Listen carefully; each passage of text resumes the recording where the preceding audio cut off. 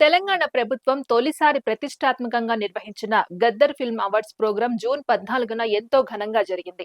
ఈ కార్యక్రమంలో Allu Arjun best actor అవార్డును అందుకున్నారు. పుష్ప 2 సినిమాలో ఆయన తన యాక్టింగ్ కు గాను ఈ అవార్డు వరించింది. ఈ అవార్డును బన్నీ స్వయంగా వచ్చి సీఎం రేవంత్ రెడ్డి చేతుల మీదుగా అందుకున్నారు. అనంతరం అల్లు అర్జున్ స్టేజ్ పైనే పుష్ప 2 మూవీలోని రప్ప రప్ప నరుకుతా అనే పవర్ఫుల్ డైలాగ్ చెప్పడం ఇప్పుడు నెట్టింట చక్కర్లు కొడుతోంది. గతంలో పుష్ప 2 మూవీ ప్రీమియర్ టైంలో తొక్కిసలాట జరగటం, అందులో ఒక మహిళ మృతి చెందడంతో బన్నీపై తీవ్ర విమర్శలు వచ్చాయి. అంతేకాకుండా ఇదే విషయాన్ని సీఎం రేవంత్ రెడ్డి అసెంబ్లీలో ప్రస్తావించారు.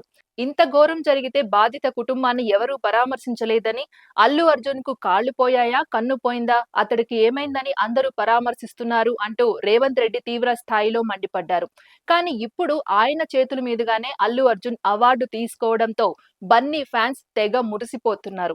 అందులోనూ రేవంత్ రెడ్డి పక్కన ఉండగానే అల్లు అర్జున్ తగ్గేదేలే అంటూ డైలాగ్ చెప్పడంతో అభిమానుల ఆనందానికి అవధుల్లేకుండా పోయాయి.